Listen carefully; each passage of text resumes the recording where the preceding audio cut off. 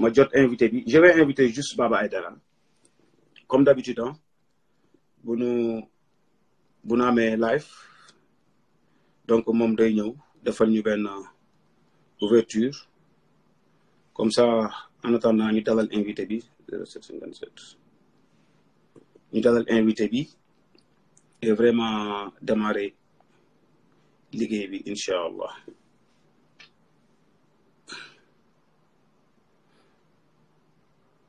Allô oui donc fi leer na waa leer na ok d'accord donc léegi dama doon dugal Baba Aïdara mu présenter. Allô yaa may dégg monsieur le président moi je vous entends parfaitement hein moi je vous entends parfaitement là yaa may dégg ma ne waa d'accord comme ni ñuy commencer protocole bi je vais juste inviter Baba Aïdara moom mu ñëw présenter l'invité après incha allah ñu def le haut-parleur comme ça internautes yi mën a commencer ñu jublu ci liggéey bi incha allah donc vous pouvez rester en ligne hein d'accord Baba oui yaa ngi noonu je t'ai envoyé l'invitation jëlo l'invité est déjà en place donc gars yi comme d'habitude hein comme ni ñu koy defee hein on prend juste Baba Aïdara comme d'habitude moom mu dugg defal ñu benn bref présentation ci invité bi bu ñu paree déjà monsieur le président mi ngi en ligne ñu koy remercier déjà ci disponibilité bi ah ci disponibilité bi vraiment ci parce que yombul instant bi ni ñu ngi nekk ci ay élection ñu ngi nekk ci ay presque campagne électorale Baba pourtant moi je te vois parfaitement je t'ai envoyé l'invitation je sais pas pourquoi tu l'as pas vu bon je te reprends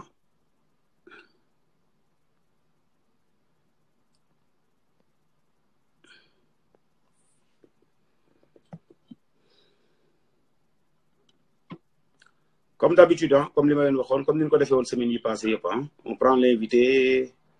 on pose les questions vraiment concernant yi nga xam ne moo intéressé sénégalais yi et que ñu dugg ci waxtaan bi je disais ñu ngi koy remercier déjà ci disponibilité bi parce que c'est pas évident période bi ñu toll nii nga xam ni ñoom ñëpp ñu ngi ci terrain bi donc mu jël vraiment temps am pour mën a ñëw faire face aux internautes et fas yéene vraiment répondre à toutes les questions donc ñu ngi koy remercier ci loolu déjà avant ñuy départ quoi.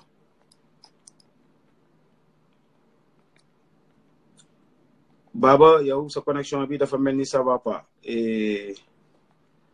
ce que je vais faire donc je vais prendre directement damay commencer dugg ci waxtaan bi en attendant après si tu reviens Baba ñu présenter que monsieur le président pare nga defal ñu benn ramassage quoi. Donc gars yi hein le président est déjà en ligne on va juste commencer ci benn biographie bu ndaw qui est monsieur Pape Diop il est né à Dakar en 1954 d'origine lébou et Pape Diop xam ngeen ni après les élections de 2000 il a parvenu moom à gagner la ville de Dakar c'était pas évident à Mamadou Diop ci élection municipale yu 2002 yi successeur de l'émissaire Youssou Diagne à l'Assemblée nationale gisoon ngeen li mu fa liggéey et après juste après élection 2012 yi moom mu créé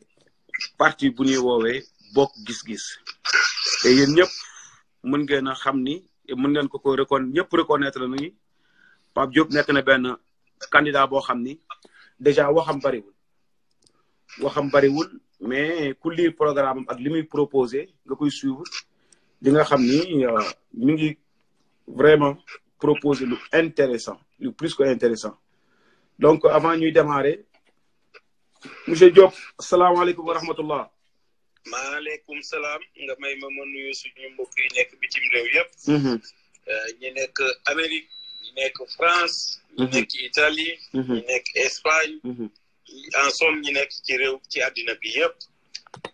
maa ngi leen di nuyu di leen remercier ci déglu bi ñuy déglu tey ñu waxtaan ak ñoom li nga xam ni moo ñu intéressé ñun ñëpp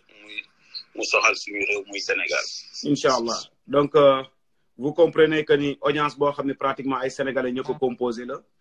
et que li gën mooy man les questions am na yoo xam ne je peux pas poser ça en wolof mais yow loo mën a def ci sa kéemtalaay kattan mën a wax en wolof rek pour nit ñi gën a mën a comprendre. waaw baax na donc yaakaar naa biographie bi ma def su fekkee dafa am lu ma fàtte qui est monsieur Pape Diop. waaw loolu dinaa ci yokk tuuti rek. donc man maa ngi adhéré en 1974 au PDS. Parti démocratique sénégalais nga xam ne maître Abdoulaye Wade moo ko jiite jàngal ma politique jàngal ma lépp.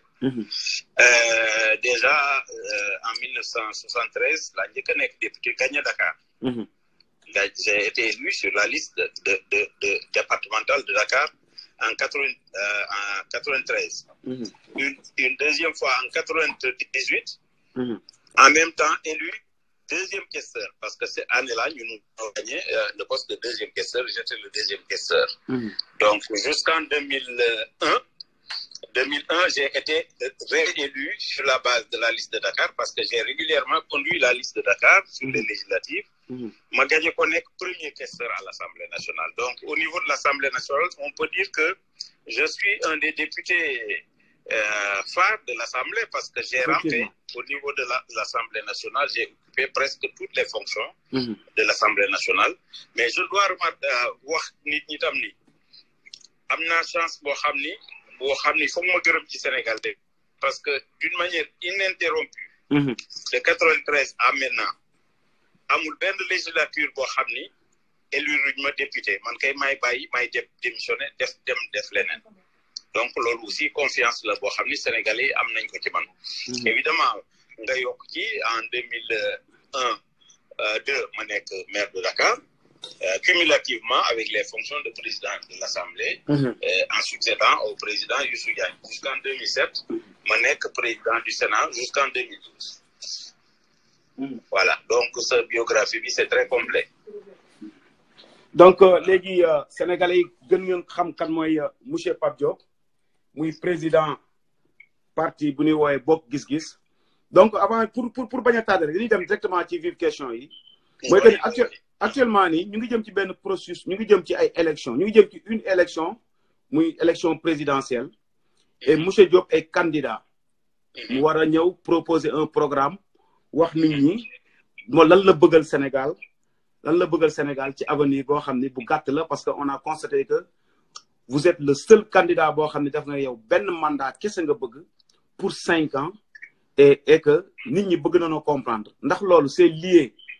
à un souci c'est juste un souci de pragmatisme wala âge bi nga am moo tax nga yaakaar ni nga bëgg koy yemale foofu parce que on a vu que on a changé la constitution et après am na benn âge boo xam boo ko amee mënoo nekk président lan moo waral Pape Diop monsieur le président taxaw ne moom benn quinquennat la soxla parce que dafa am lu mu bëgg a redresser dafa am lu mu bëgg a wane. waaw maa ngi la ciy gërëm mais loolu bu ma ko waxee dama ko étayé. mais ce que li ma bëggoon a wax ci lu njëkk âge taxul. parce que boo seetee le président Wade mi ngi jël la tête du Sénégal à l'âge de 75 ans. te loolu terewu ko mu am deuxième mandat. donc loolu du man maa ngi am 68 ans donc je suis bien portant je n'ai pas de maladie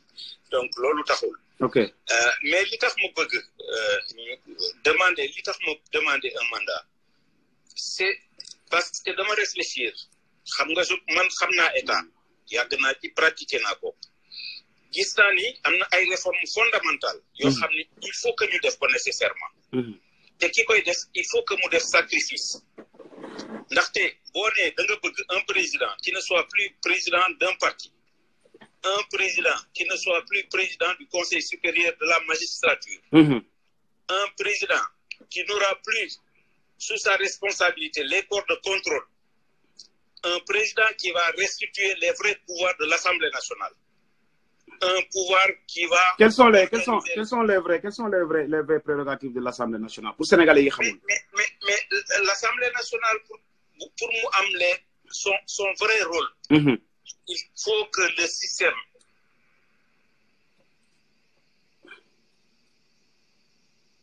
allô oh c'est sûr que boo gisee allô oui c'est bon député yi assemblée boo gisee assemblée ni ñu constitué dafay mel ni député benn président lañu mais duñu député peuple c'est le mode d'élection moo baaxul loolu ci réforme yi la bokk il faut que ñu réformer ko ba nga xam ni député bi il est élu au suffrage universel mais direct. Mais par le biais de liste départementale ou de liste nationale il faut que ñu xalaataat waxuma ni baaxul mais war nañ ko seetaat ba nga xam ni député bi dina nekk un vrai député du peuple. Mais bu fekkee ni dañ la tànn dugal na ci benn liste su parti kenn xamu la fenn fa nga dëkk sax xamuñu la. ñu parachuté la daal assemblée wax dëgg yàlla ka la tànn fu mu la ni xoolal fii rek foofu ngay xool. effectivement. nit ñi gis nañ ni aussi justice bi li ma ci wax bu yàggul xam nga loolu yëpp a ci d'accord juriste Sénégal yëpp a ci d'accord. que loolu foog ñu def ko pour que justice bi am indépendance bu wóor a wóor li may proposer mooy le conseil supérieur de la magistrature il faut que ñu réflexion bi du yem ci man rek. man dama joxe piste de réflexion dama ni peut-être mën nañ ci boole le premier président de la Cour suprême le président du conseil constitutionnel. yeneen membres yi ñu élire leen bu ko defee ñooñu danañ mën a doxal carrière magistrat yi. dootul dépendre ci président de la république pour que lu mu leen def loolu ñu def ko bu ko defee justice bi def liggéeyam président def liggéeyam assemblée def liggéeyam corps de contrôle yi également mën a def seen liggéey correctement man dem naa ba wax ci réforme yi.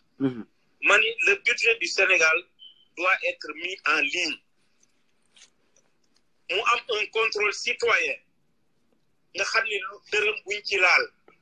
ñu xam fu mu jóge ak fu mu dugg bu amee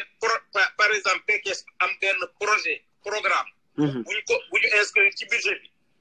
bu ëllëgee waa PKS xool ci internet di ko gis ba xam def nañ ko wala def ñu ko niñ ko defee baax na wala baaxul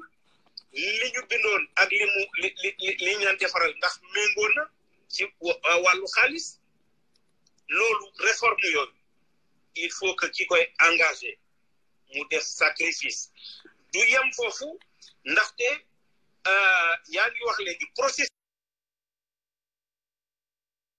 processus électoral boo xam ne incontestable nga xam ni tous les acteurs ñoo ci d'accord. bu ko defee Sénégal nekk ci jàmm suñu jógee ci élection yi nit ñi dem liggéey waaye processus boo xam ni ku ñëw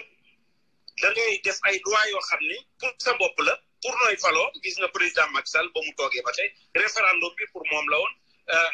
les textes qu'il a eu à mettre en œuvre aussi en 2017 ci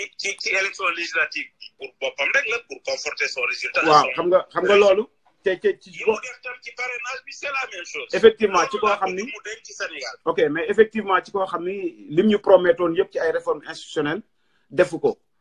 bi mu toogee la changé mais ban garantie la Sénégalais yi mën a am ci monsieur le président Pape Diop que ni moom bu toogee effectivement li mu wax ci ay réformes institutionnelles dina ko def dina ko respecté ndax c'est un pacte boo xam da nga ko bëgg a signer avant ngay dugg au palais parce que le lendemain du 25 février. si monsieur Diop devient le président de la République, ban garantie le peuple sénégalais bi di am parce que ki fi nekk actuellement nii il nous avait promis tout et il est en train de faire tout le contraire de ce qu'il nous avait promis. Sénégalais yi seen problème nekkatul promesse yi mais garantie bu ñuy am ban pacte la ñuy am ak monsieur président Pape Diop le lendemain du 24 février s'il devient président de la République du Sénégal. waa xam nga nit ñi dañu bari te bokkuñu. man wax naa ni je suis prêt à aller devant un jury d'honneur. ok. boo xam ni kilifa diine yi dinañ ci nekk société civile dina ci nekk presse bi dinañ ci nekk ñëpp dinañ ci nekk ma waat foofu ni li ma wax dinaa ko def. ah là ñu ngi koy soog a dégg parce que amagul beneen candidat bu ñu wax loolu. un jury d'honneur yi ma def nag mi ngi ci texte yi man nag jury d'honneur bi mi ngi ci biir texte yi ma def. loo xam ni ëllëg si biir parce que man dama bëgg a bokk ak sénégalais yi liggéeyu Sénégal. dama bëgg politique bi wàññeeku nit ñi jublu ci liggéey parce que man politique forcé wu ma liggéey moo ma forcé. bokkuma ak les hommes politiques purs et durs là nga xam ne xamuñu lu dul politique man j'étais chef d'entreprise. effectivement. donc am naa une certaine vision boo xam ne ñoom amuñu ko loolu laa bëgg boole ñëpp bu ma demee ba naan damay def le budget du Sénégal en ligne mais kooku lan moo ko gën a transparent amul moom kooku kay lu leer la bëgg mais ki nga xam ni xam nga actuellement ñun buur la ñuy faluñu président de la république ki bëgg a falu buur nag réforme yi may def du ko def ñi ma ko def d'accord ñun en tout cas am corps de contrôle yoo xam ne am doole am seen autonomie nga xam ni même présidence de la république léegi dañ koy contrôler assemblée nationale dañ koy contrôler conseil économique et social dañ ko kenn duñu bàyyi kenn donc mel noonu ku ko bëgg a def wax dëgg yombul de li ma wax kenn waxagu ko kenn ñemewu ko wax aussi waaw foofu laay rebondir rek parce que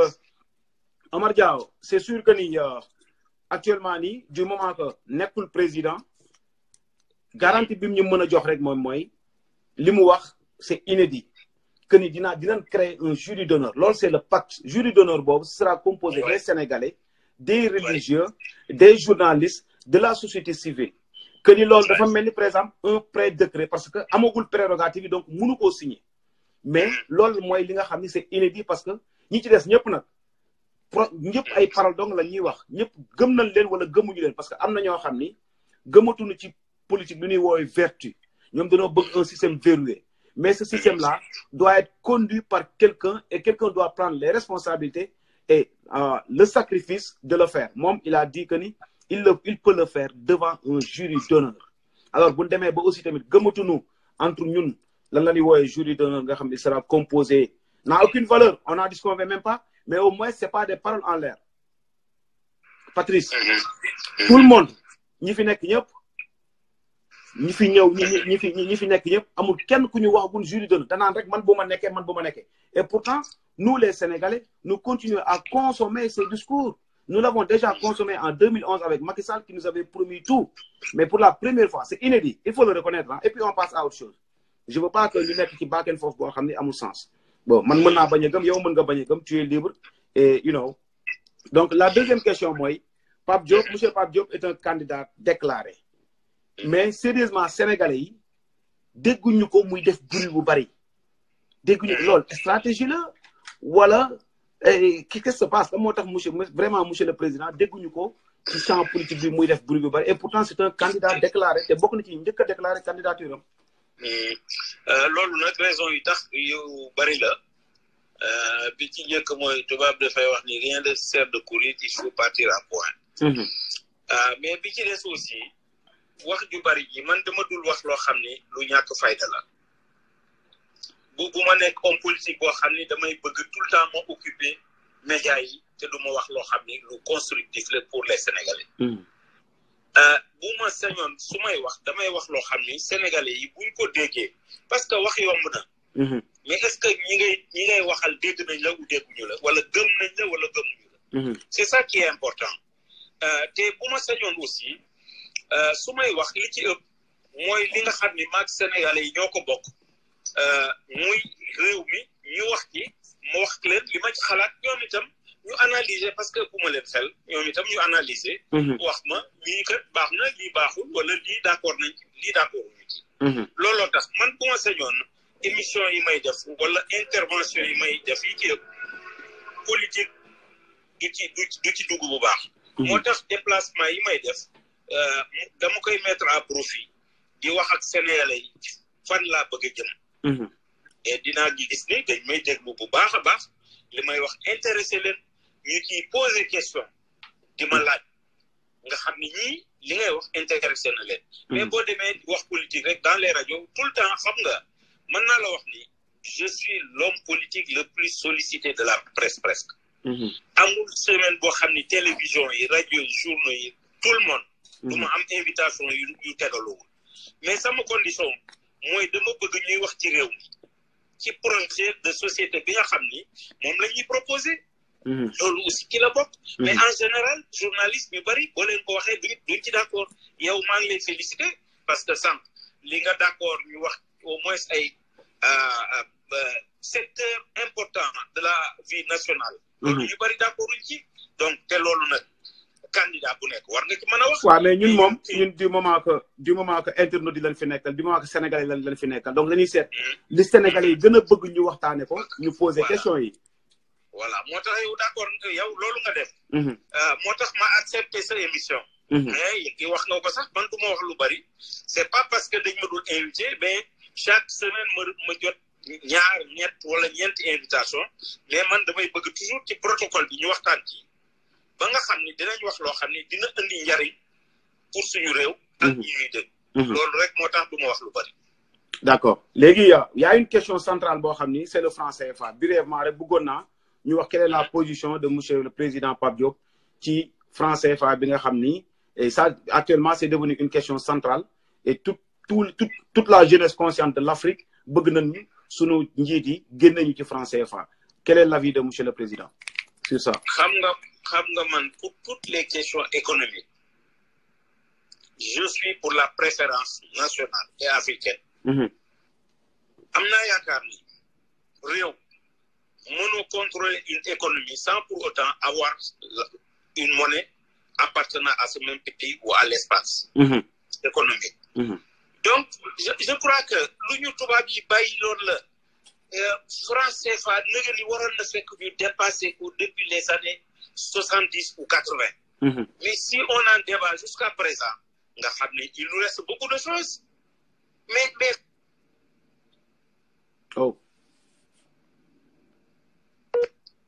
mënuñu continuer c'est pas possible. En tout cas man d'accord uma ci man je suis pour une monnaie africaine Sénégal et africaine c'est clair bis bu ma nekkee président lu ma ci war a def rek danaa ko ci def mooy quand par exemple l'Europe a voulu signer les accords de partenariat économique avec nous. Man, je m'étais opposé à l'époque. J'étais le président du Sénat. J'ai fait des conférences partout. J'ai fait des tournées pour expliquer aux gens que ça va être une catastrophe pour nous. Malheureusement, le président Macky Sall a signé ça. Effectivement. Aujourd'hui, on a vu l'arrivée massive des grandes surfaces françaises. Lolo, ça commence à tuer le petit commerce du Sénégalais. Et le plus dangereux, quand les accords de partenariat économique seront mis en œuvre mais suñu mbay ñëpp lay déstructuré par exemple ñu ngi demoon def ay efforts depuis suñu temps ba nga xam ni soble normalement am nañu autosuffisance. Effectivement dañ ko organiser wul moo tax pomme de terre la même chose et d'autres choses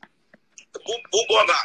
may sax kenn dootu fi bay parce que le maïs transgénique la ñuy jox à moins de 50 francs le kilo. te ñoom bëggatuñ ko. gis nga ni ñun defoon nañu expérience blé parce que blé dañ koy utiliser farine bu bari la ñuy utiliser defoon nañu expérience blé pour mën ko bay fii développer suñu réew. mais loolu yëpp c'est à l'eau ak beaucoup d'autres choses parce que pour moi il était question quand le président Macky Sall disait que dafa bëgg autosuffisance en riz non on ne se nourrit pas seulement de riz autosuffisance tout court. alimentaire on a les potentialités. Man nañu ko am on a de l'eau on peut le faire malheureusement wàcc nañu suñu yoon fi mu nekk. il faut ñu teguwaat ci yoon bi pour mën a redresser Sénégal mais raay bi ñu tegu du raay bu baax te président Macky Sall foofu la teg réew. loolu rek laa ko contrer man contrer wu ma ko dara loolu li ñu bokk ñu ko doxalee d'accord ma ci. d'accord la plupart des Sénégalais d'accord ñu ci. waaw mais jox lépp étranger yi toog. Sénégalais yi xool xam nga réew. tant que doomu réew ma moomuñu alal ba fa ëpp réew moomu du dem kan amul viabilité te loolu nag actuellement moo am Sénégal. waaw d'accord ak moom te xam naa ni tamit question bii di ñëw tamit doo d'accord ak moom parce que bokk nga ci front FRN. À quel niveau vous appréhendez vraiment élection yi nga xam ne ñooy ñëw ak aussi. La marche ak le sitting boo xam ne c'est initié par les Sénégalais des partis politiques la société civile pour vraiment am un processus électoral transparent qui va donner la chance à tous les candidats. Oui xam nga dañu war a ànd ñun opposition bi yëpp ak Sénégalais yëpp ñi nga xam ni esprit de justice de démocratie et de bonne gouvernance ñu ànd nekk benn dressé wu comme un seul homme face à Macky Sall. Parce que Macky Sall est en train de faire ce qu'il veut dans ce pays-là lu ko neex mu def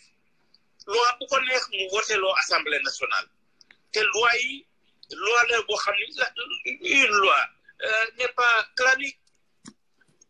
alors que moom il vote des lois pour son clan. Pour renforcer son clan. kooku nit ñi war nañ moo tax man ma bokk ci front bi sama parti bokk ci lépp lu ñuy def ma ànd ci. le processus électoral mais quand même ñëpp gis nañ ko waxoon nga li di nga wax ci fichier électoral loolu damay bàyyi ba nga wax. ban yegg si kii waaw ban yegg si seulement balaa ñoo romb foofu rek je voulais waaye dinañ fa yegg allez-y continue je m'excuse. Sénégal nekkoon na ci jàmm. Abdou Diouf quand même je lui rends hommage parce que quel que soit ce qu'il aura fait pour le Sénégal. Je ne juge pas ce qu'il a fait en matière économique et autres. Mais au moins, il a le mérite, en 92, d'avoir initié une table ronde qui a conduit à un code électoral consensuel. Effectivement. Et ce code-là nous a donné 2 alternances sans heure. Mais Wadi ñëw teg bakkanam ci loolu changer toutes les règles du jeu pour avoir un 2e mandat. Mais quand même, ñu taxaw di ko xool. C'est pas possible nit ñi nañu xam ni àddina bi jeexagul ñi gore woon ba tey ñi ngi gore te dinañ taxaw face à Macky Sall man daal même bu ma nekkee man seul dinaa taxaw face à Macky Sall. En tout cas le 21 les citoyens yoo xam ni bokkuñu ci benn parti politique ñun ñoo danoo woote benn sitting la mooy position wu bokk gis-gis ci sitting boobu est-ce que dinañ envoyer ces militants ñu ñëw assister nit ñi. Moi, le mien. Tout ce que fait l'opposition à Dakar, ça me siège. Effectivement. Lolu moy woné ni bokk gis-gis lepp lu ñuy def dans l'opposition bokk na ci té ku ko boko wowul sax man damay dégg manifestation yo xamni wowuñu ma sax mani nos jeunes nos femmes la dernière. En tout cas bi donc on vous lance l'appel que ñun ñoo ko initier des citoyens lambda mu tombeek aussi tamit front bi def marche mais ñun cette fois-ci dañuy def sitting dañuy toog dematuñu parce que dañuy def manifestation de 15h à 18h nit ñi ñibbi dañuy toog fas yéene faa toog ba guddi gi jot le lendemain bu amul satisfaction on va revenir le samedi on va revenir le dimanche on va revenir le lundi tous les jours maintenant sitting lañu woote et bëggoon nañ vraiment bokk gis-gis jàppale ñu kii ñëw taxaw ak ñun combat bi kooku c'était juste pour merci merci donc ci ñu continuer le 21 dinaa ci taxaw et malheureusement le 22 su dama am une conférence nationale de nos jeunes à Pikine donc mais le 23 le 24 dinaa ñëwaat bokkaat ak yéen merci loolu leer na donc ñu continuer ci xuus ci côté boobu muy côté processus électoral bi on a vu que le processus a été biaisé dès le départ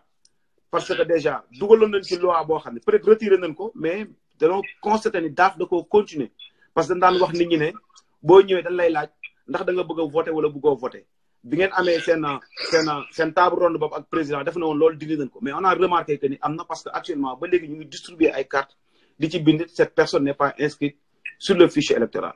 léegi ñu xam ne fichier boobu et vous les partis politiques légalement constitués comme le dit la loi L48 da ngeen ci am droit de regard mais seet na ni dañ leen ko nier te ba tey ji le gars il bouge pas que ni moom du joxe fichier bi Aly Ngouille Ndiaye dit que ni il sera lui le superviseur des élections alors qu'en 2012 vous au pouvoir vous l'avez accordé à l'opposition ngeen nommé Cheikh Gueye ban jàngat ngay am ci vraiment processus bi ñu jëm est-ce que yaakaaroon ni dina am ay heures pour en post électoral. Ah oui, mais le conflit est déjà là et il doit durer parce que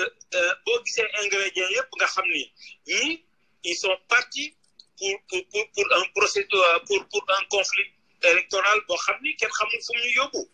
ndaxte dama bëggoon nga may ma tuuti rek lu andi lu bari parce que sénégalais comprendre ñu lu bari. ci fichier bi. xam nga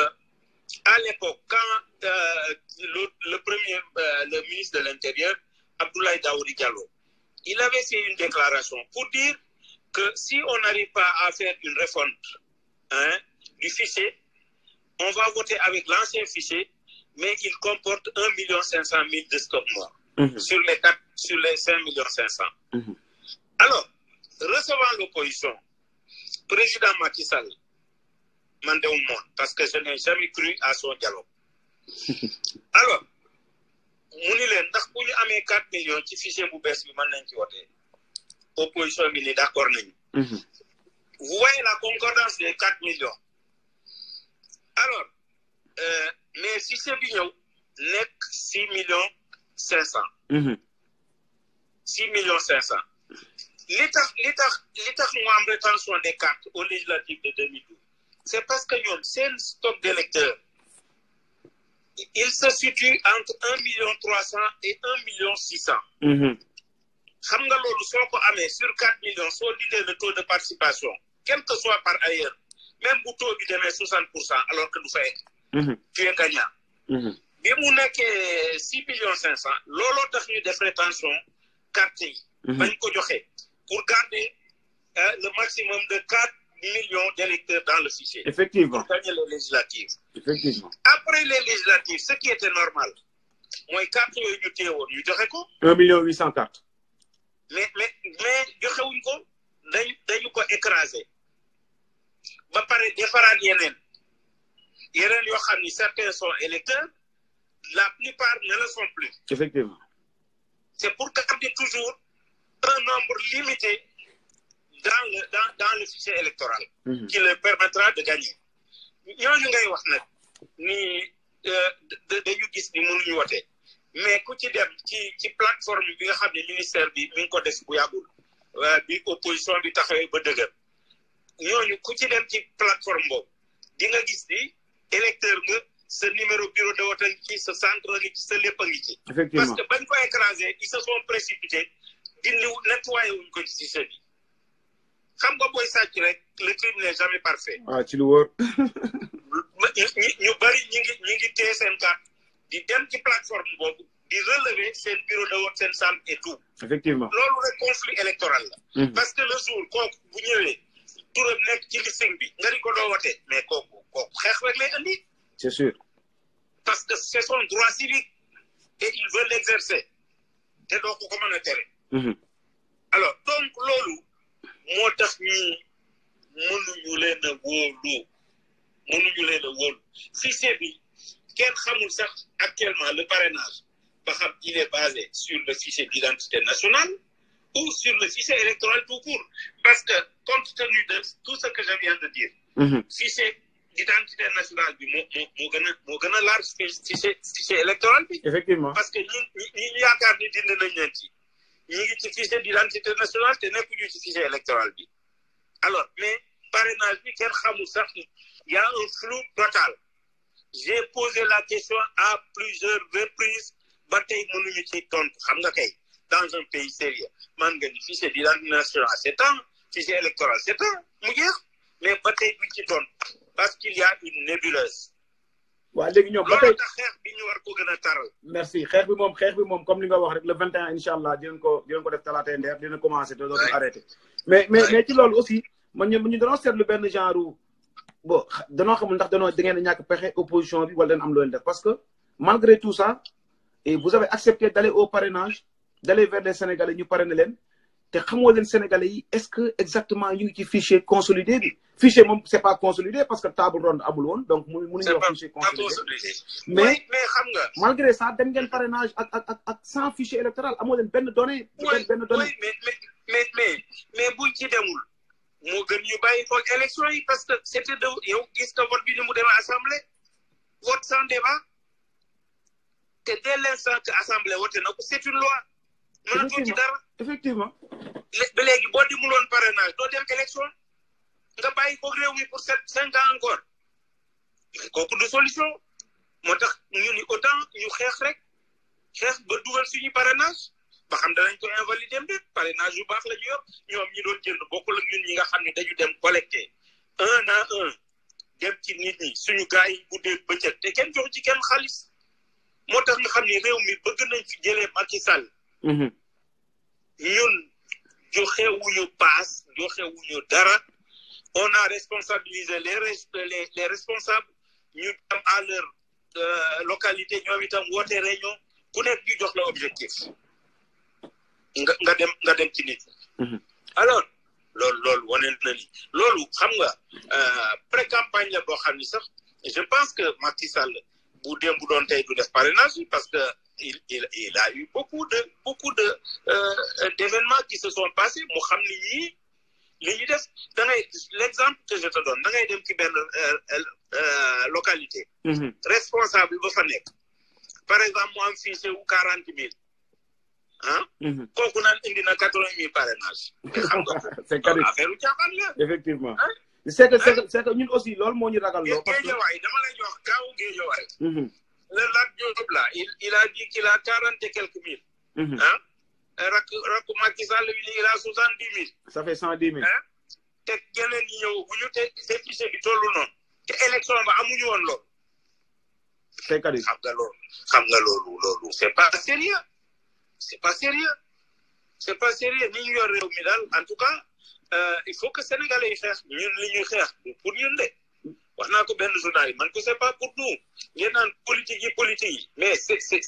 il y va de l'intérêt de tout le monde bu ñu bàyyee réew mi suuf ñëpp ay sonn donc on peut conclure que ni monsieur le président moom déjà matal na ay parrainage am te déposé na waaw yàlla baax na matal nañ ko moom mais déposé bu leen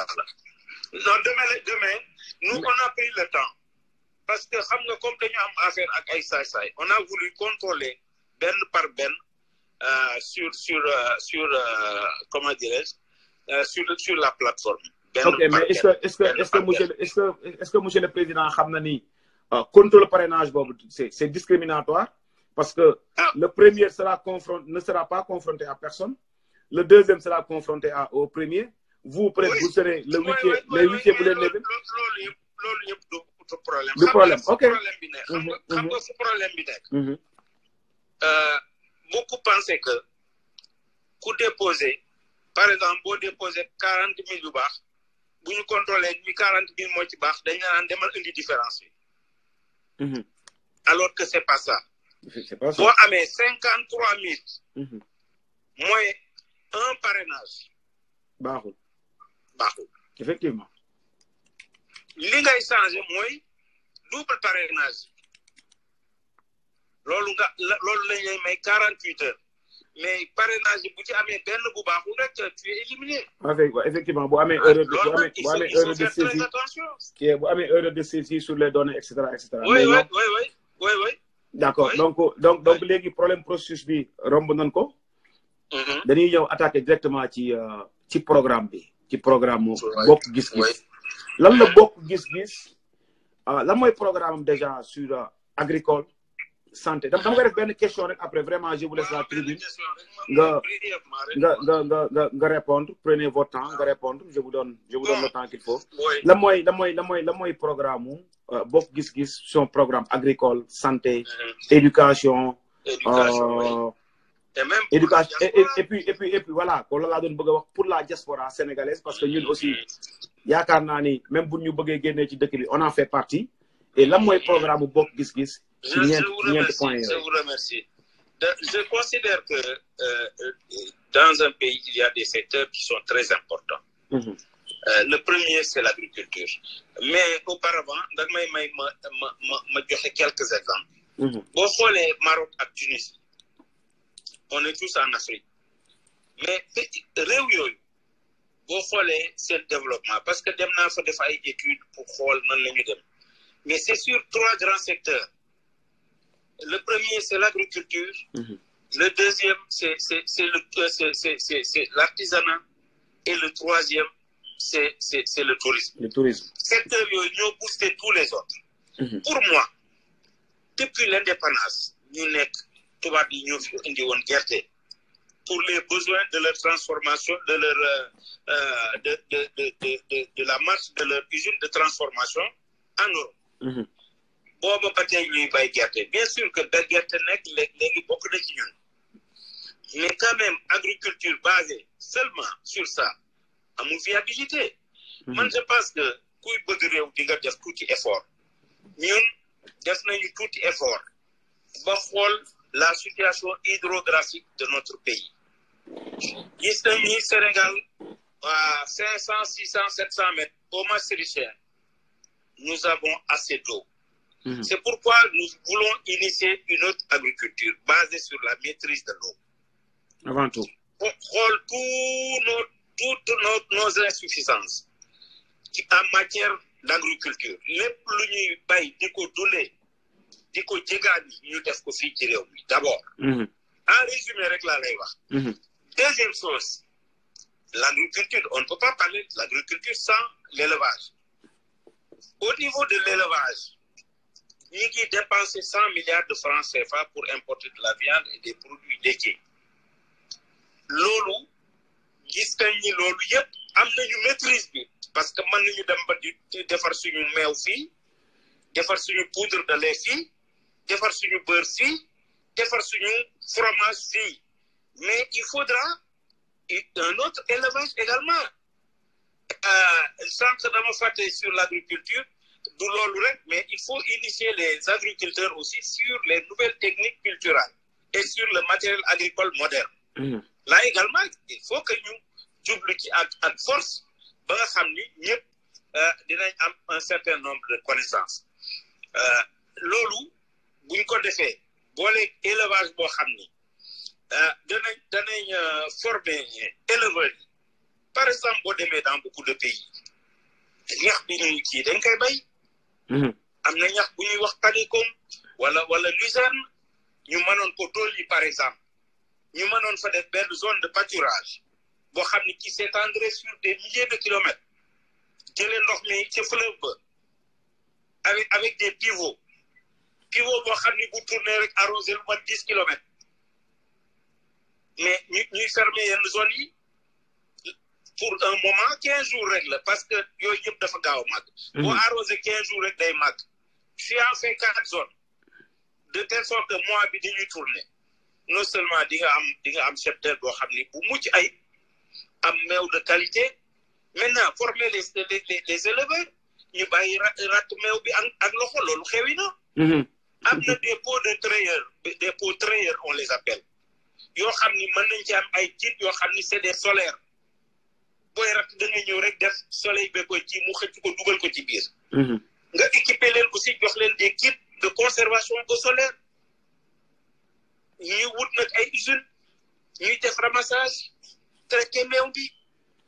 parce que boo demee dans la zone sylvopastorale ci nawet bi danañ tuur 4 millions de litres de lait parce que xamuñu fu ñu koy jaayee. quand même. Un pays comme ça, nous continuons avec l'élevage. Le ministre de l'élevage ne fait que gérer les problèmes liés à la tabaski. Mu xar yi doy nañu wala xar ñàkk na doy. nga defee ni ñun ñu ëpp Mauritanie ñax ëpp ko Mali ba pare ñoom ñu ñuy indi xaru tabaski nga defee ne loolu jàpp non am na yoo xam ni c'est pas sérieux dans un pays. loolu mooy li nga xam ni moom laa bëgg ci secteur agricole d'abord. Santé. Ensuite, bëgg naa wax waa santé damay joxe tuuti rek exemple Dakar parce que le président a initié la couverture maladie universelle alors que boo demee ci àll bi ambulance sax amul jigéen ñi saret la ñuy dugg pour wasini. Je pense que couverture maladie universelle dafa war a commencer par les infrastructures maanaam fu war a am case de santé am ko fu war a am poste de santé am ko dispensaire am ko centre de santé niveau 1 niveau 2 niveau 3 hôpital niveau 1 niveau 2 niveau 3 ensuite le personnel et les équipements. boo ko defee bu boobaa nag mën nga wax couverture maladie universelle parce que nit ñi bu ñu demee au moins dinañ fekk hôpital wala case de santé wala centre de santé dinañ fekk médecin dinañ fekk infirmier. Alors exemple bi ma ci bëgg a joxe mooy biñ may fal maire Dakar entre 98 99 2000 ba 2001 booba la presse relatait beaucoup de cas de malades qui n'avaient pas de place dans les hôpitaux et qui mouraient dans ces mêmes cours d'hôpitaux. bi ma ñëwee regardez ce que j'ai fait à Dakar j'ai mis des centres de santé partout presque. Le SAMU municipal est une référence. Vous pouvez demander à tous les Dakarois, c'est une référence. Le centre ophtalmologique, la clinique ophtalmologique de Abass Ndao, qui est aux normes européennes, c'est une référence. Le centre de gériatrie mooy faj mag ñi nga xam ne mag ñi dañu war a am centre boo xam ne fa la ñuy fajoo. Le premier médecin gériatre du Sénégal man maa ko formé en 2002 maa ko yóbbu formation ñu ngi tudd docteur Ka tout le monde le connaît booy xool affaire yi Sonatel di def sax pour les personnes âgées moom la ñu jël parce que moom c'est le plus outillé réew organisation la dans ce domaine-là santé bi bari na coow mais il faut que comme éducation bi ñu woote des concertations nationales tous les acteurs toog ñu xool qu'est-ce qui ne va pas et le gouvernement toog aussi jël ses responsabilités non par rapport à tous les problèmes mais par rapport aux problèmes sociaux également parce que mënoo syndicat yi tout le temps ñu ngi ci graw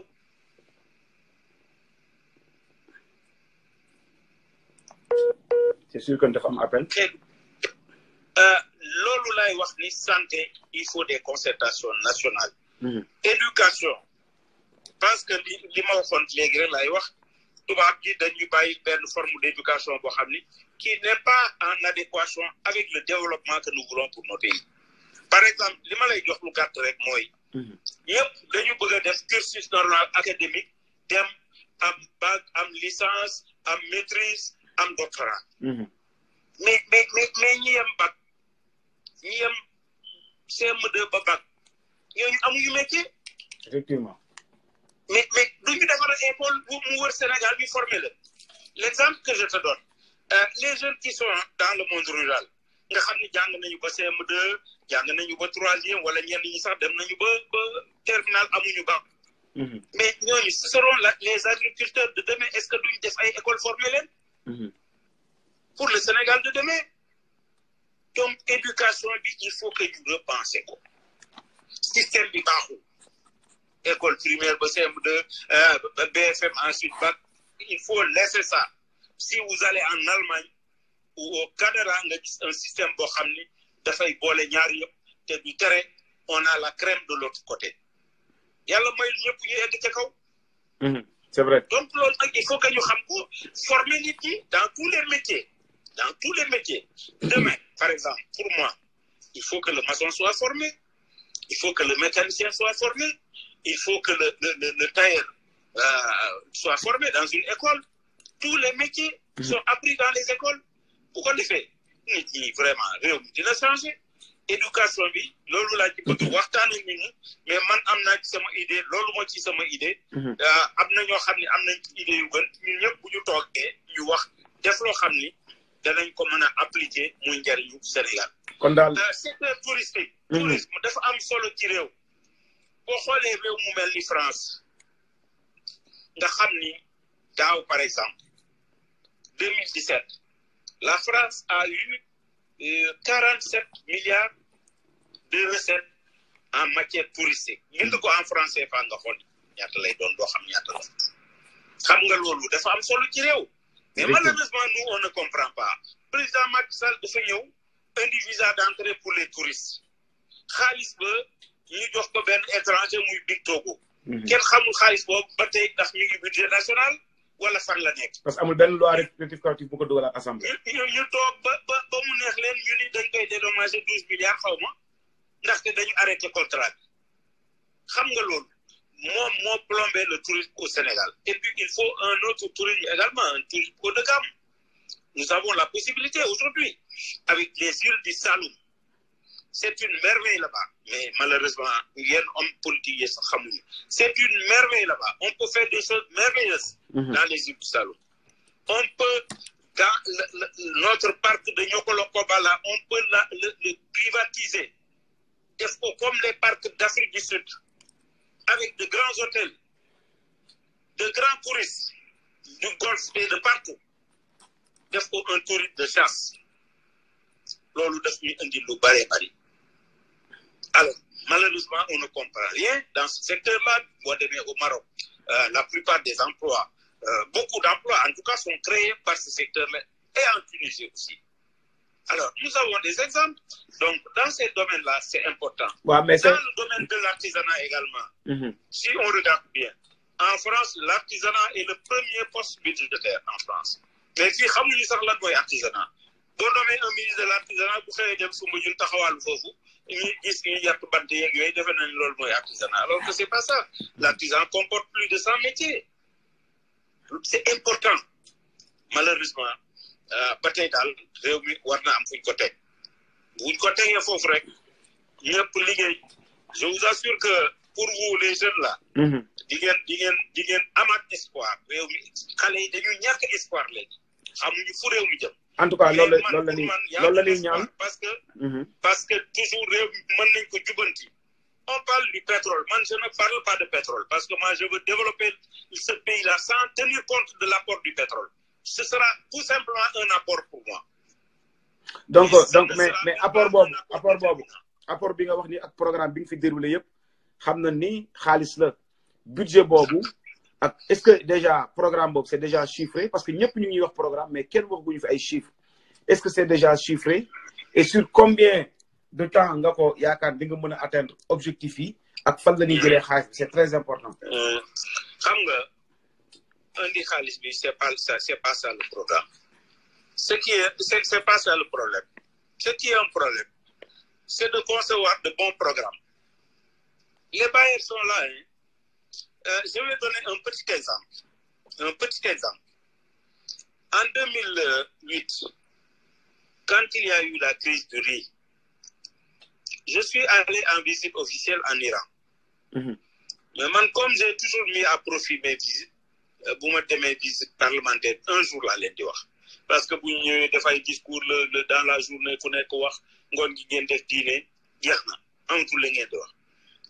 Tout le reste dama leen naan comme ni ma la wax sànq defal ma programme économique. Alors, le président Ahmadinejad m'a invité. Je lui ai fait un exposé sur la situation du riz et sur nos potentialités dans ce domaine-là, dans la vallée et en Casamance. Mes séances tenantes, il m'a dit qu'il offre 10 000 hectares aménagés pour le Sénégal. 10 000 hectares. En combien d'années? Parce qu'on sait que l'USAID, 5 000 hectares, donc nous pouvons améliorer par an. Non, mais ce qu'il y a comme problème, il y a 248 000 hectares rien que dans le nord du pays. Et seuls moins de 50 000, à l'époque, c'était 40 et quelques mille hectares qui sont aménagés. Effectivement. Mais si on a les équipements qu'il faut, on peut même aménager 100 000 hectares par an, si on a de l'argent aussi. L'exemple n'est pas terminé. De mon l'Iran se considérait comme un pays ami au Sénégal. Combien de pays amis au Sénégal dans le Golfe on a? Si on a 10 pays qui chacun, au lieu de donner de l'argent, nous offre, parce que nous avons un équipement, nous offre 10 000 hectares aménagés. On a 100 000. Si on le fait pendant 2-3 ans, on aménage toutes les terres de la vallée. Khalis bi jafewul. Faut pas que nous retardions sur le chiffrage. Mais programme on va chiffrer. Mais programme de chiffrer, la ressource de financement sera lié à la fiabilité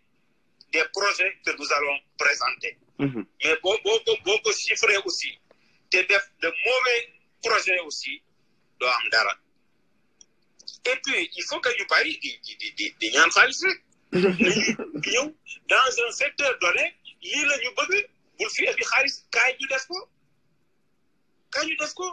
c'est comme ça dans l'agriculture, par exemple.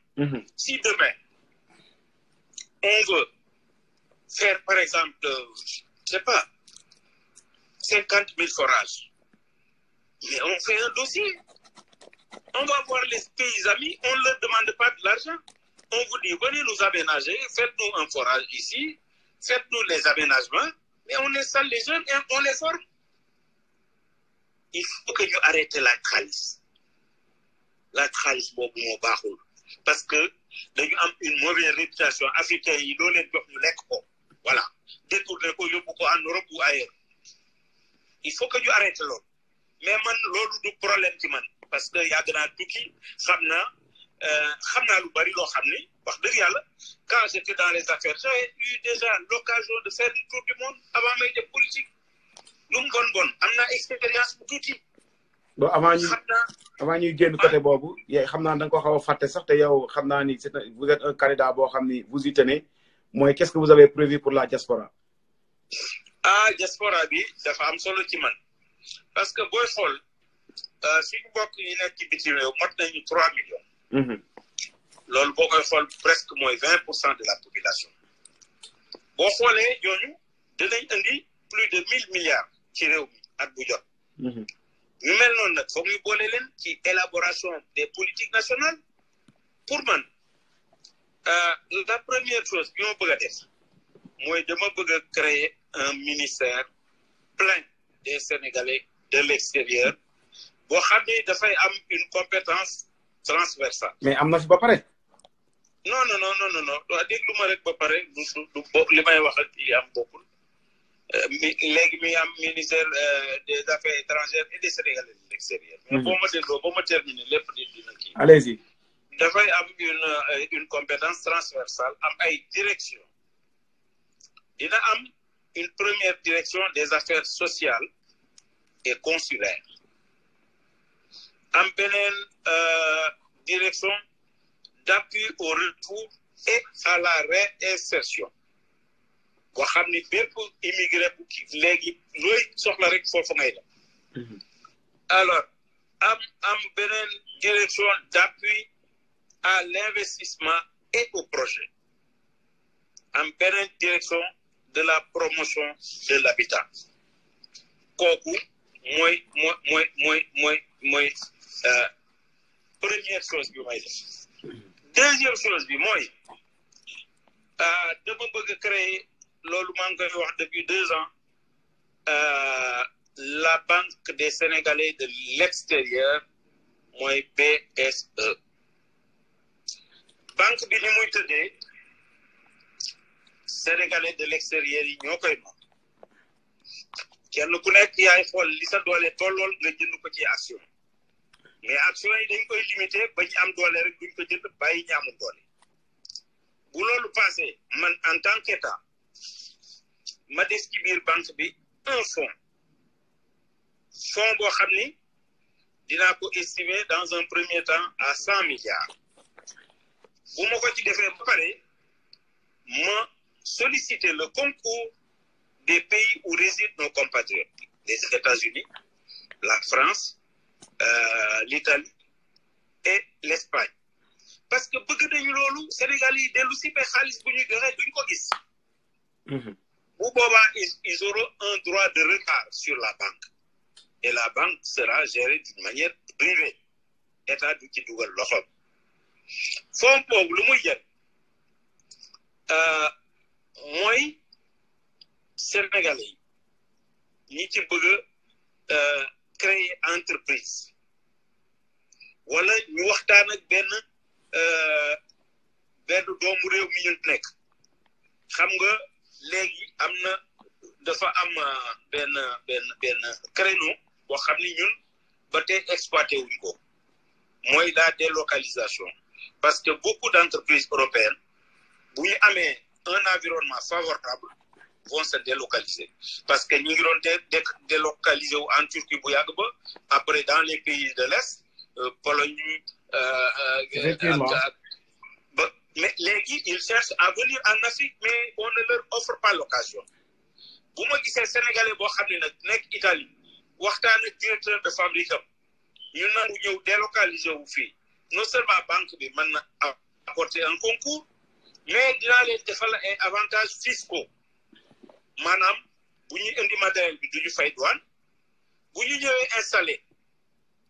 duñu fay impôt pendant 5 ans suivant le nombre d'emplois créés loolu yaakaar naa ni lu baax lay doon ci Sénégalais yi nga xam ne ñoo nekk bitim réew leneen li mooy dinaa créer ay mesures fiscales mooy accompagner loolu wax naa ko ba pare dinaa créer benn fonds national de retraite des retraités de la diaspora parce que xam nga ñi nekk foofu am na ci ñoo xam ne ils sont dans le secteur formel peut-être suñu demee ba retraite dañ am pension de retraite mais ñi nekk dans le secteur informel on crée une structure boo xam ne kenn ku nekk day naan di nga ci joxe je ne sais pas 10 euros ou 20 euros par mois bis boo demee ba mënatoo retraité bëgg a ñibbisi di nga fekk ci banque bi loo xam ni dana la mën a jël pour boo toogee Sénégal ndaxte ci la ñu bokk ci réew mi da ngay gis ñoo xam ni dañuy nekk Europe man mi dem France souvent ñoo xam ni liggéey dañu ba retraité foofu bëgg nañu ñibbisi mais c'est difficile donc pour moi le plus important mooy Sénégalais de l'extérieur yi am na ñoo xam ni dans des domaines divers ils ont acquis des expériences et des connaissances pointues ñooñu boo créer les conditions ñu ñëw fii créer seen entreprise mën a créer de l'emploi mën a ñibbisi mais loolu buñ ko defee yaakaar naa ni réew mi dina jëm kanam parce que pour man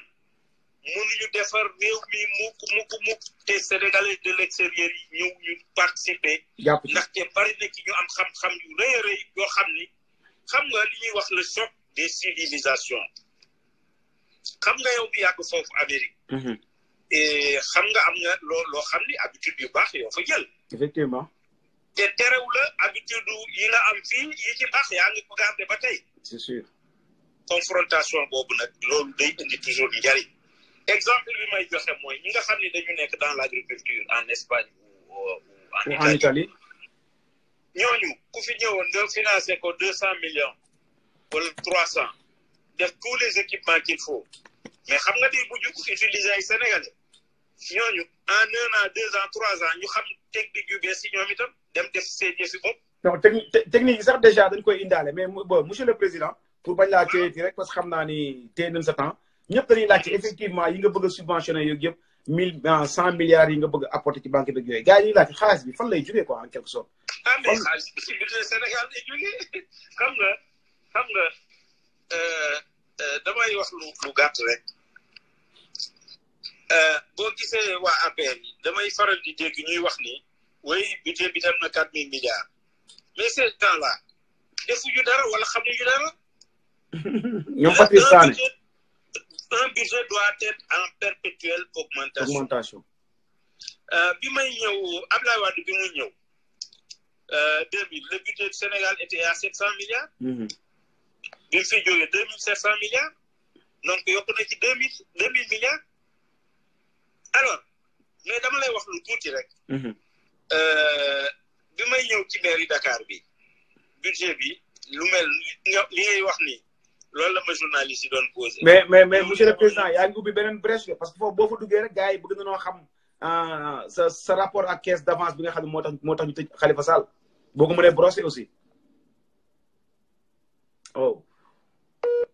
mais kooku c'est derrière nous presque man j'en ai tellement parlé que loolu j'ai dit à tous les journalistes que c'est derrière moi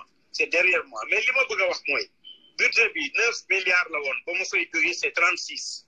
oh yeah. J'avais créé les conditions et Amadou Ba l'ex-ministre je le cite l'ex-ministre des Finances qui était le chef de bureau de Dakar Plateau j'avais écrit à l'époque au directeur général des impôts pour lui dire que na ma envoyé équipe parce que dama bëgg am liggéey bu ma liggéey ak ñoom moom moo doon chefu équipe boobu. On a travaillé sur un schéma pour l'augmentation des ressources de la ville mais bi ma ko defee mais ñoom sax après ils m'ont dit que amuñu personnel bi amuñu équipement yi. À l'époque j'avais recruté 60 personnes 50 jeunes diplômés de la licence et 10 informaticiens mais ñooñu ci ñu augmenté budget Sénégal ba tey ci la ñu bokk. Vous pouvez demander à quelqu'un des impôts ñooñu ñooy exercer ñooy def enquête ñoo koy def malheureusement ville de Dakar sax dafa suivre loon ville de Dakar su suivre loon processus bi ma tegoon foofu na nga ni kon budget bi egg na 100 milliards malheureusement suivre uñ ko. mais budget egg na 4000 milliards mais nañu wax fuñ ko fekkoon 2700 lañ ko fekkoon bu eggee 4000 1300 lañ en 7 ans alors donc jarul wax te li ko def enquête yooyu mën naa wax ni man ci laa bokk parce que l'équipe est à la direction générale des impôts yëpp xam nañ leen alors te à l'époque bi ma defee loolu j'avais pas augmenté une seule taxe j'avais pas créé de nouvelles taxes également j'avais tout simplement travaillé sur l'assiette le Sénégal a de la potentialité encore qu'il n'exploite pas en matière budgétaire. Merci. Beaucoup de potentialité, malheureusement. Merci, monsieur le... Je me comptais, moi 100 milliards qui budget avec le concours des pays amis. Je le ferai pour mes compatriotes de l'extérieur parce que ça va booster le développement de notre pays. Merci. Votre mot de la fin et puis rappel à vos militants pour le sitting du 21. waaw ma gërëm ñëpp ñi ñu doon déglu. di wax ni sitting boobu na ci ñëpp ñëw. Inch'Allah. parce que li tax ñu koy def du njariñu kenn njariñu Sénégal rek la wutaluñu kenn wutaluñu ma Samba wutaluñu ma Demba Sénégal rek la ñuy wutal donc ku ci mën a ñëw rek na nga ñëw niñ ko waxee duñ ko bàyyi ba am satisfaction ci li ñuy laaj. loolu yaakaar naa ni képp ku ko def rek njëriñu Sénégal moo la jiital maa ngi gërëm ñëpp di sant ñëpp. Merci monsieur le président. Voilà, merci, à la prochaine. Merci, allez. Voilà, kooku c'était le président Pape Diop de Bokk Gis Gis. Patrice Sané, oui Patrice, boy ni nga wax di tak nga yaakaar ne des lunettes font l'intellectuel boy yow danga ma yëpp quoi. Et léegi du moment que ministre bi monsieur le président dem na donc damay jël quelques ñu wax ngeen wax déjà li ngeen xalaat ci affaire bi et puis ñu dugg vraiment aussi tamit ci suñu li ñu bëgg ci marche du 21. Oh voilà, là nous avons le coordinateur général du sitting du 21 monsieur Soye Diagne. Soye maa ngi lay ziaré. waaw mais Cheikh Sadou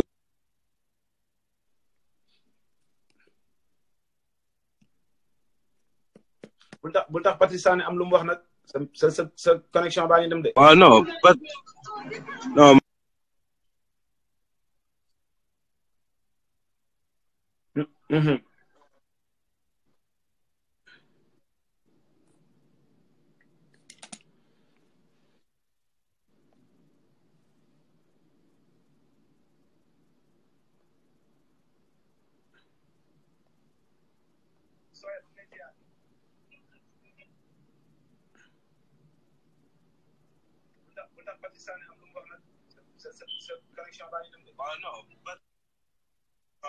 alors yaa may dégg.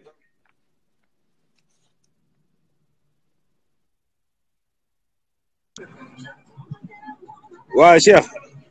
maa ngi fi de gars yi xam naa la rek xam naa moom mooy loolu rek la woon fa woon rek xam naa mais bon je suis encore là bon en fait ñuy profiter ci occasion bi di remercier le président Pape Diop ci présence am ci Petro-Tim ak li muy xat-xat yëpp et dafa bokk ci taarixu politique.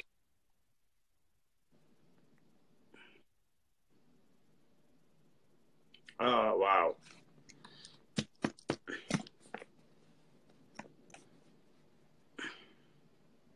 Soye.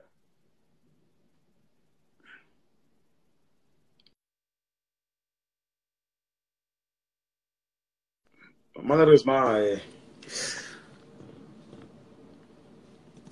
il faut ma jëlaat ko parce que Soye li muy wax am na solo Akhenaton prépare-toi comme yaa ngi doon laaj sànq ba léegi micro maa ngi ñëw jox la micro bi léegi incha allah booy Patrice saa waay ñàkkul crédit de c'est que yéenay brouillé connexion am quoi ñu maan Soye xanaa amoo connexion mais kii Soye tu n'es pas sérieux quoi.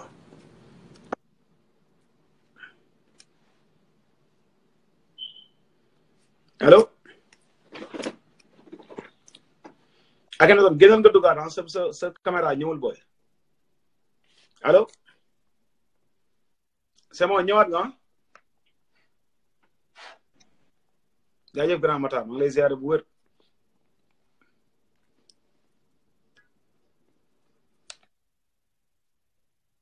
mais grand mais allo Cheikh c'est bon yaa ngi may Patrice Sané lu mu wax de ah non mais du ci man du ci yow yaakaar naa ni ci réseau Sénégal bi la lii yëpp dafa bokk ci li ñuy wax ni li tax ñu naan Macky liggéeyul parce que xam nga yow mi nekk foofu États-Unis tu n'as pas de souci de connexion mais ñun ñi nekk Sénégal fii bu ñu bëggee wax suñu soxla ci internet on a tous les problèmes du monde donc loolu bokk na ci li tax ñuy wax ni Macky liggéeyul waaw léegi c'est bon leer na ça te va baax na ni ok donc may profito di wax comme ni ma la doon wax sànq ni que ñu ngi remercier le président Pape Diop ci taxawaayam ci Sénégal ñu ngi koy remercier ci taxawaayam ci sénégalais yi nga xamante ni ñoo nekk diaspora parce que bu ñu réeréewul mbir bokk na ci parti yi nga xamante ni ñoom am nañu député boo xamante ni ci diaspora bi la jóge muy l'honorable député Otek te loolu yaakaar naa ni gëm bu mu gëm diaspora bi gëm bu mu gëm les Sénégalais de l'extérieur moo tax ñu mën a egg foofu ñu ko ci remercier bu baax di ko wax ni ko nag les citoyens yi nga xamante ni ñoo nekk les Sénégalais yi nga xamante ni soucieux du devenir de leur pays dañu jël initiative bokk ci marche bi nga xamante ni front de l'opposition ñu ngi koy organiser pour le 21 marche boobu en fait li ko tax a jóg mooy que ni dañu jàpp ñun datu le 21 juste pour pouvoir dire notre mot que avant ñuy clôturer le 26 ñuy clôturer dépôt yi ñu xamal askanu Sénégal xamal communauté monde international bi que ñun d'accorduñu ci décision bi nga xamante ni moom le président de la République jël pour def élection yi organisation élection yi le ministre de l'Intérieur Aly Ngouille Ndiaye muy un responsable politique di le maire bi nga xamante ni moom mooy maire Linguère bokk ci kuréel bi nga xamante ni moom mooy définir les stratégies de lutte et de conquête bu waa Benno Bokk Yaakaar comme li tubaab di wax on peut pas être juge et partie mënul bokk fi nga xamante ni fa la ñuy nasee ak noccee naka la Benno Bokk Yaakaar di def ba gagner élection yi ba pare bëgg a wëlbatiku ni moom dafay arbitrer élection yi ni muy doxalee loolu duñu ko nangu et li ci gën a doy waay mooy que ni c'est un acquis démocratique xeex la boo xamante ni tey Majmout Diop fa mu tëdd war na mën a yëngatu Omar Wane fa mu tëdd war na mën a yëngatu Cheikh Anta Diop fa mu tëdd war na mën a yëngatu parce que c'est inconcevable en 2018 au Sénégal ñoom la ñu doon xeex ba yàlla sunu borom jox leen ko muy que ni un ministre de l'Intérieur bu bokk ci parti au pouvoir dootul organiser élection Sénégal xeex boobu yàlla may leen ko ñu dem en 2000 Abdou Diouf ci élégance am ak grandeur am mu jël général jox ko ministère de l'Intérieur mu organiser élection yi ñu ñëw en 2012 Abdoulaye Wade ci grandeur am ak élégance am jël ki nga xamante ni moom mooy directeur des élections génne organisation élection yi ci loxo Ousmane Ngom jox ko personnalité bu neutre mu organiser ko te loolu noonu Macky Sall dafa bokkoon ci ñi nga xamante ni dañ ko doon kaas mu jaraloon ko mu jël maire gàddoom dem toog buntu place de l'Obélisque ni moom du jóge fii tant que Ousmane Ngom bàyyiwul élection yi détermination boobu moom Macky Sall mu amoon fulla boobu mu amoon ak fayda boobu mu amoon loolu la ñu bëgg Sénégalais yi tey am ko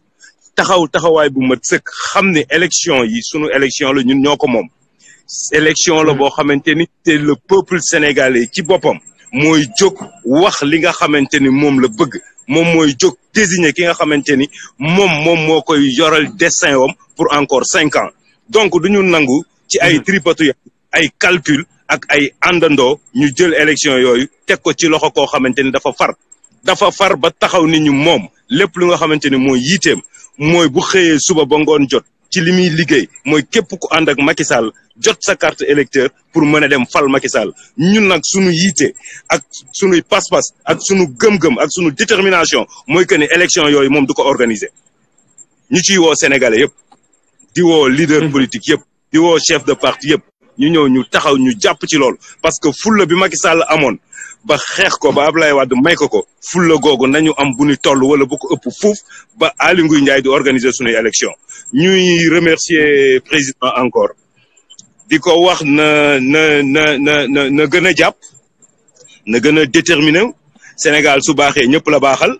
soxla nañ ay mag ñu mel ni ñoom ñoo xamante ni ils ont incarné l'État ils ont eu à exercer l'État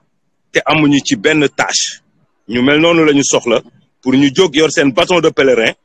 dem ci xale yi nga xamante ni ñu ngi soog a dugg ci politique expliquer leen lan mooy histoire du Sénégal expliquer leen lan mooy taarixu Sénégal wax leen yan xeex yan conquête la sénégalais yi mag ñi nga xamante ni ñoo jiitu ci politique yan xeex yan acquis la ñu def bakkan tuuru na ci nit ñàkk na ci ay tànkam nit laagoon na ci loolu yëpp tey duñu nangu muy naxsaay parce que dañ doon ànd ak Macky Sall di ko xeex nañ ko doon xeexee ak Macky Sall àndandoog moom noonu la ñuy àndandoog ak bépp sénégalais digne patriotique di ko xeex li ñu ñor te soxal ñu mooy démocratie sax ci Sénégal abadan daayiman Cheikh maa ngi lay nuyu di nuyu sunu mbokk yi nga xamante ne ñu ngi nekkoon ci en panel bi. jaajëf peace jërëjëf. jaajëf merci leer na. Marie-Ange maa ngi lay ziar gëj naa la dégg ça va bien bravo Soya waaw leer na bo appel 21 bi pour gars yi xamee ko Patrice kaay ma jël la yow ma xool ndax am nga crédit bu baax Patrice kaay rek ngir yàlla kaay rek ma xool ndax am nga crédit bu baax yow comme yow da ngay xas Soya kaay rek ma jël la nga xam ndax am nga crédit bu baax Akhenaton yow laa doon jël nii da nga disparaître la Akhenaton da ngaa daw yow ngay nekk fii di mbéb-mbébi ñuy wax ngay daw waaw Akhenaton laa bëgg a jël parce que moom depuis sànq mi ngi doon laaj micro et mi ngi doon suivre aussi li Pape Diop wax yëpp le président Pape Diop wax di ko remercier encore parce que c'est pas évident ñu am disponibilité et fas yéene vraiment ñëw pour wax am na ku ma envoyé message sur WhatsApp ne ma da nga bëgg a participer boo ma mënoon envoyé soo mënee envoyé fii message bi parce que man sur WhatsApp sama téléphone laa utiliser donc je peux pas t'appeler sur WhatsApp Akhenaton da ngay génnal carrément nga duggaat please da ngay génn live bi après tu reviens comme ça ma mën la jël carrément je ne peux pas mais génnal live bi bro sinon je vais essayer de t'appeler sur mais je peux même pas t'appeler parce que téléphone bi laa yor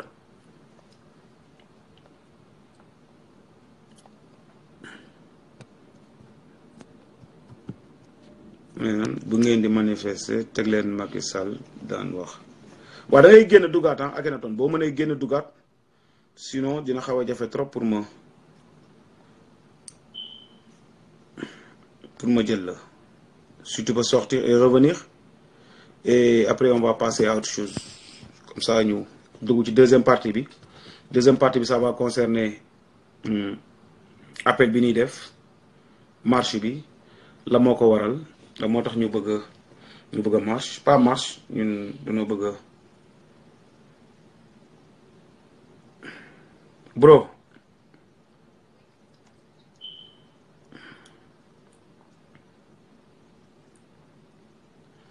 booy yow soo man nga yow kay boo ñemee kaay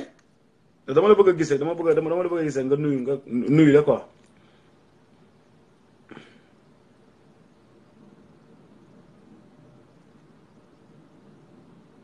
waaw donc Akhenaton ñëw la le temps muy revenir ñun def bi juste benn genèse par rapport ak live bi par rapport ak aussi di remercier encore une fois le président Pape Diop ci disponibilité bi ci je crois que ni il a répondu pratiquement à toute la majeure partie des questions et Patrice Mendy si tu es en ligne bëgg naa la jël comme ça nga wax ñu ce que tu penses parce que gis naa bi président di développer point d'interrogation yu bëri yi nga doon def par rapport ak li mu wax sinon on passe à autre chose et je crois que ni gars yi il faut ñu am benn comme ce que je disais toujours il faut ñu jéem am benn tolérance il faut ñu jéem am benn ouverture d'esprit par rapport ak ñeneen ñi nga xam ni même au fond de nous bu danoo yaakaar ni ñun duñ leen voter mais il faut ñu am benn ouverture d'esprit parce que Sénégal du benn nit moo ko tabax te du benn nit moo koy tabax quel que soit alpha quel que soit ku mën a yor dëkk bi day soxla expertise day soxla abnégation day soxla courage du Sénégalais, tous les Sénégalais de tous bords, pour essayer de développer le pays. Parce que les petits, on a créé le BES, de def ben genre continuité. J'attends la réponse. Quelle réponse? J'ai pas vu la question. Abdoulaye, vous me reposer la question s'il vous plaît parce que def me quoi. Donc il faut une bonne tolérance, une bonne ouverture d'esprit. Et quand je vois bon ñu invité